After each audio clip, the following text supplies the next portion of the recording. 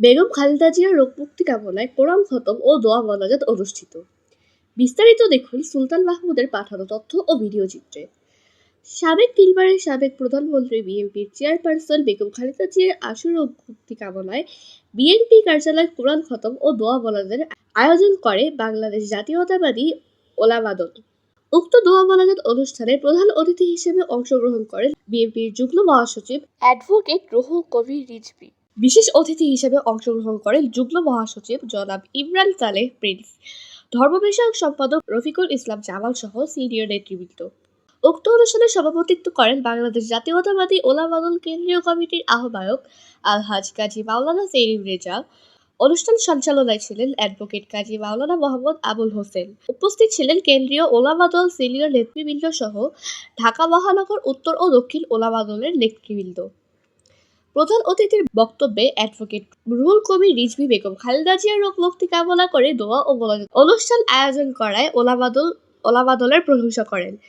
রিজভী আহমেদ বলেন, আমাদের নেত্রী বেগম খালেদা জিয়াকে সরকার প্রতিহিংসার কারণে দীর্ঘদিন যাবৎ বন্দী করে রেখেছে। তিনি বয়োজ্যেষ্ঠ মানুষ, কিছুদিন পরপরই অসুস্থ হয়ে পড়েন, কিন্তু সরকার ওনার চিকিৎসার জন্য বিদেশ প্রেরণ করতে দিচ্ছে না। সরকারের এমন আচরণের তীব্র নিন্দা জানান। বেগম খালেদা জিয়ার মুক্তির আন্দোলন চলমান রয়েছে, যতদিন সরকার মুক্তি না দিবে আন্দোলন চলমান থাকবে। বেগম খালেদা জিয়ার জন্য দোয়া মোনাজাতে নেতাকর্মীরা ভেঙে পড়েন। এই অবদান শেখ হাসিনা তৈরি করেছেন, অন্য কোনো অবদান নয়।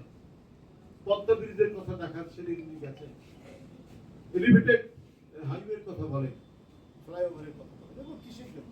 এটা হচ্ছে নিজের দল, নিজের যে ক্ষমতাসীন যে গোষ্ঠী এবং তাদের আত্মীয় স্বজন, তারা যাতে কয়েক পুরুষ ধরে সুখে থাকতে পারে, তাই বিদেশে তাদের বাড়ি কেনা, বিদেশে টাকা রাখা, বিদেশের সমস্ত নিরাপত্তা নিশ্চিত করে এই জাস্ট কয়েকটি মানে উন্নয়নের নামে ভেলকিবাজি করে তারা এই কাজটা করেছে। অর্থাৎ নিজেদের লোকদের পকেট ভর্তি করা, আঙ্গুল ফুলে কলা গাছ করার একটা তারা কাজ করে যাচ্ছে। আমার এই যে পরিস্থিতি আজকে এমপি মন্ত্রীদের কাহিনী, একজন এমপির 250 মিলিয়ন পাউন্ডের বাড়ি, কয়েকটা বাড়ি লন্ডন শহর, এটা তো শেখ হাসিনার অবদান।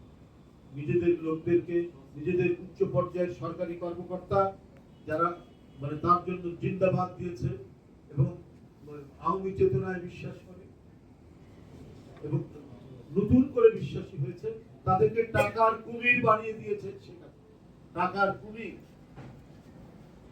আজকে কমলমতি ছাত্ররা